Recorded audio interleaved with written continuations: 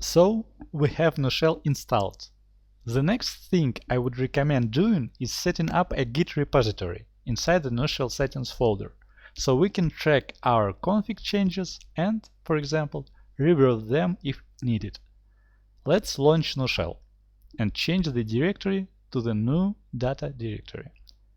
Next, let's do git init, git add config new, env new, history txt, git commit -m initial commit. Now we can get wild and experiment with our configs. We execute config new and see that Visual Studio Code doesn't trust our config file and won't highlight it. For now, we click Trust here. Then we change a couple of settings to have something to commit. I change the completions algorithm to fuzzy and set quick section to false. Then I save the file, close the editor and return to the terminal.